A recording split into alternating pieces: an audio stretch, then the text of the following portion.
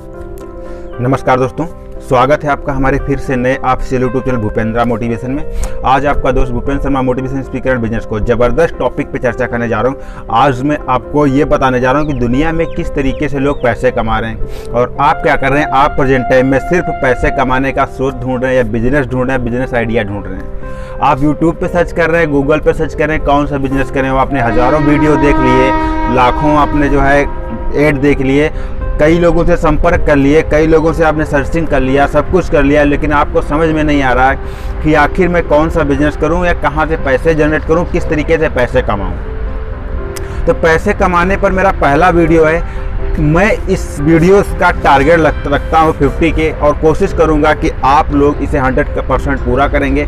और एक चीज़ मैं और आपको कंफर्म कर देता हूँ, अभी तक आपने चैनल सब्सक्राइब नहीं किया तो मैं बैक टू बैक पैसे कमाने पर वीडियोस देने वाला हूँ। तो हमारे चैनल को सब्सक्राइब कर लो, ये मेरा फर्स्ट वीडियो है, ठीक है। तो मेरे चैनल को सब्सक्राइब करो ताकि आने वाले समय में कोई वीडियो मिस ना हो और आप एक मिलियनियर बन सके और पैसे कमाने की दुनिया में एंट्री कर सकें, ठीक है दोस्तों।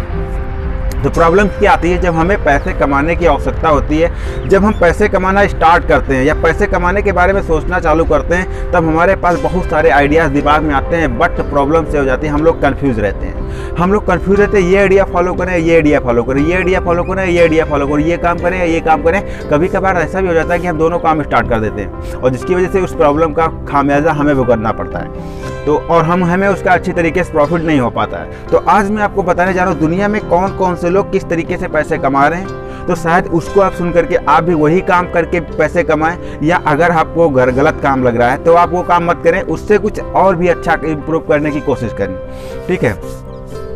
लोगों की ज़रूरत क्या है उसे पूरा करके लोग पैसे कमा रहे हैं। तो बताने जो पहला टॉपिक जो आता है, तो आज के जो है प्रेजेंट टाइम की बात नहीं कर रहा हूँ, आज के 1 साल पहले, माफ़ी चाहता हूँ, आज के जो है लगभग 1.5 साल हो गया होगा, 1.5 साल 1.6 ईयर के जो आफ्टर पहले की मैं बात कर रहा हूँ। तो क्या था, मेरे पास जो मैं टाटा कंपनी में जॉब कर रहा था।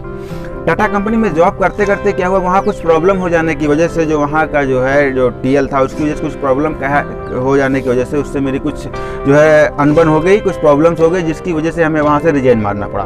वहाँ से रिजाइन मारने के बाद मैं घर चला गया। घर जाने के बाद कम से कम 2 से 3 महीने घर पे रहा। फिर घर पे रहने के बाद पैसे की शॉर्टेज आई, तो मैं सोचा क्यों ना जॉब के लिए फिर अप्लाई किया जाए या कोई वर्क किया जाए जिससे कि हमें पैसे मिल सकें। अब पैसे कमाने के चक्कर में मैंने क्या किया, कई जगह पे मैंने जॉब के लिए अप्लाई किया, बट जो है अच्छा खासा रिस्पांस नहीं मिल रहा था। कहीं 7,000 मिले थे, कहीं 8,000 मिले थे, कहीं 9,000 मिले थे। लेकिन अब टाटा मोटर्स में 18,000 रुपये जो पाने वाला आदमी, उससे अगर 7,000 या 8,000 या 9,000 मिले तो उसे समझ में नहीं आएगा। मेरी समझ में नहीं आ रहा था। अचानक से एक हमें जो है मैंने अप्लाई किया था, हमारे पास एक कॉल आई, इंटरनेट के थ्रू मैंने अप्लाई किया था। हमारे पास कॉल आई कि आपका जो है जॉब के लिए प्रोफाइल आपकी सेलेक्ट हुई है, आप हमारे पास आइए, संपर्क करिए और मैं आपको जो है जॉब दूंगा। हमने कहा ठीक है, मैं आ रहा हूँ। मैंने क्या किया, अपने सारे डॉक्यूमेंट्स लिए और डॉक्यूमेंट्स लेने के बाद जो है मैं पहुँचा। यही लखनऊ की बात है, जो है लखनऊ पहुँचा। लखनऊ पहुँचने के बाद जो है मैं जो है श्री राम टावर की बात है, वहाँ पर ऑफिस था। हम ऑफिस में मैंने एंट्री किया। एंट्री करने के बाद वहाँ पर देखा लगभग 10-12 लोग बैठे हुए थे। मैं भी उसके लाइन में बैठ गया। फिर क्या हुआ, मेरे 3 लोगों को मुझे बुलाया गया और 3 लोगों को बुलाने के बाद हमसे जो है पूछताछ की गई, आप क्या करते हैं, क्या पहले करते थे, कौन सी क्वालिफिकेशन है। मतलब वो इंटरव्यू था, एक हिसाब से देखा जाए तो इंटरव्यू ही था। सब कुछ पूछने के बाद फिर जो है हमें जो है बिजनेस के बारे में जो बताना स्टार्ट किया गया। जब हमें वर्क के बारे में बताना स्टार्ट किया गया तो मेरी वर्क शायद दिमाग के बाहर था, बट उसमें कमाई ज़बरदस्त थी। क्या था, उन्होंने कहा कि देखिए प्रॉब्लम से आती है जो आप लोग shine.com या naukri.com या किसी भी वेबसाइट पे, मैं माफ़ी चाहता हूँ, किसी वेबसाइट का जो है मैं बदनाम नहीं कर रहा हूँ, ना तो शाइन को बदनाम कर रहा हूँ, ना तो जो है naukri.com को बदनाम कर रहा हूँ। मैं किसी को बदनाम नहीं कर रहा हूँ, लेकिन इसी तरीके की जो साइट होती है, तो मान लीजिए लीगल है, लेकिन इसी तरीके की कई सारी साइट्स होती है जहाँ पर अपना आप रिज्यूम अपलोड करते हैं, अपना जो डेटा मेंशन करते हैं और वो डेटा जो है आप जॉब के लिए अप्लाई करते हैं और जो जॉब के लिए जब अप्लाई करते हैं तो उसी डेटा का मिसयूज किया जाता है। उन्होंने हमसे कहा कि मैं आपको 4 से जो है कम से कम 100 जो है नंबर, 50 से 100 नंबर पर डे दूंगा। उन नंबरों पे आपको कॉल करना है और जो कॉल करना है, कॉल करने के बाद उनसे 100 रुपीज़ जो है अकाउंट में मंगाना है। मंगाने के बाद उनका जो है सिलेक्शन करवाना है, आपको जॉब देख के लिए उनके कन्विंस करना है, उनसे 1,000 रुपये लेना है। जितना भी आपको मिलेगा आपको 60% उसमें से दिया जाएगा, 40% अपने पास रखा जाएगा। आपको मोबाइल मिलेगा, मोबाइल के साथ साथ जो है आपको जो है मोबाइल मिलेगा और अपने घर पे जा कर के काम करिए। मुझे नंबर सर से जो है मुझसे और एक चीज़ है, आपको भी ज्वाइनिंग करने के लिए 1000 रुपये देने पड़ेंगे। तो काफ़ी सारे लोग 1000 रुपये जमा करके ज्वाइनिंग कर रहे थे, बट मुझे लगा कि शायद ये इलीगल है। कोई गरीब आदमी किसी तरीके से पैसे कमा करके 1000 रुपये सेव करके रखा है, तो क्या मैं उसे गलत तरीके से पैसा ले करके फिर उसे जॉब के लिए 6-7 महीने घुमाता रहूँ? मैंने कहा नहीं, ये चीज़ गलत है, तो मैंने ये काम नहीं किया। फिर दूसरी जगह मैंने अप्लाई किया। दूसरी जगह अप्लाई करने के बाद वहाँ क्या था, फाइनेंशियल डिपार्टमेंट था। सैलरी 25,000 रुपये महीने थी, 25,000 रुपये महीने थी, और उसका नाम जो था Blue World finance limited, Ghaziabad की कंपनी थी। मैंने वहाँ पे अप्लाई किया। अप्लाई करने के बाद वहाँ पे क्या है, वहाँ पे डॉक्यूमेंट्स मेरे सारे मांगे गए, डॉक्यूमेंट्स मांगे। मैं इंटरव्यू के लिए वहाँ गया, 3 लोग हम इंटरव्यू के लिए गए। 3 लोग इंटरव्यू जाने के बाद जब मैंने इंटरव्यू देना स्टार्ट किया, तो इंटरव्यू जो है सारा क्लियर हो गया। क्लियर होने के बाद उन्होंने कहा कि मैं आपसे जो है 3 फॉर्म लूँगा, 3 जो है आपसे जो है क्या बोलते हैं उसको, माफ़ी चाहता हूँ कुछ याद नहीं आ रहा, जिससे जो है समझ लीजिए जो है स्टाम्प पेपर, हाँ याद आ गया, स्टाम्प पेपर। उन्होंने कहा मैं आपसे 3 स्टाम्प पेपर लूँगा 200 रुपये के, प्लस 25 रुपये के स्टिकर्स लगेंगे। मैंने 200 रुपये के स्टाम्प पेपर लिए, प्लस 25 रुपये के स्टिकर्स लगवाए। स्टिकर्स 4 स्टिकर लगवाने के बाद वहाँ पे 9 फोटो जमा हुए, सारे डॉक्यूमेंट्स जमा हुए। डॉक्यूमेंट्स जमा होने के बाद हमें रैंक मिली फील्ड ऑफिसर की। फील्ड ऑफिसर की रैंक मिलने के बाद वहाँ पर 2500 रुपये जमा हुए सिक्योरिटी के तौर पर, ताकि आप कहीं भाग न जाएँ, कुछ ना हो जाए। और वहाँ से जो है जमा करने के बाद हमें अपनी एरिया में भेज दिया गया कि आप जाके लोगों को लोन दीजिए। मैंने सोचा लोन की सबको आवश्यकता है, तो लोन क्यों ना लोन दिया जाए।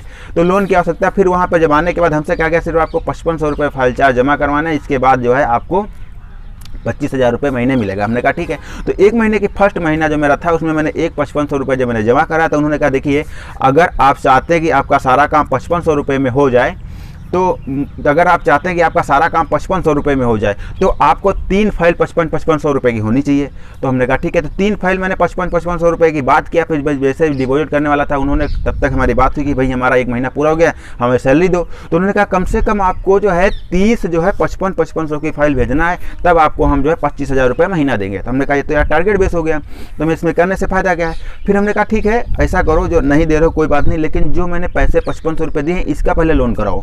थोड़ा मैंने दिमाग यूज़ किया। हमने कहा पहले इसका लोन कराओ। जब उसका लोन अब क्या था, उसका जब लोन करवाने के लिए जब मैंने गया, उसका लोन करवाते करवाते 35,000 रुपये जो है, फिर जिसका मैंने अप्लाई लोन करवाया था उसको मैंने रोका कि भाई आप पैसे मत देना, लेकिन उन्होंने क्या किया, उनको भी उस नौकरी का जो है लालच दिया गया, उसको उस नौकरी का लालच दिया गया, और उस नौकरी के झांसे में फंस करके सोचा कि मुझे 25,000 रुपये महीने मिलेंगे, मेरा लोन हो जाएगा, फिर मैं और लोन करवा लूँगा अपने घर के।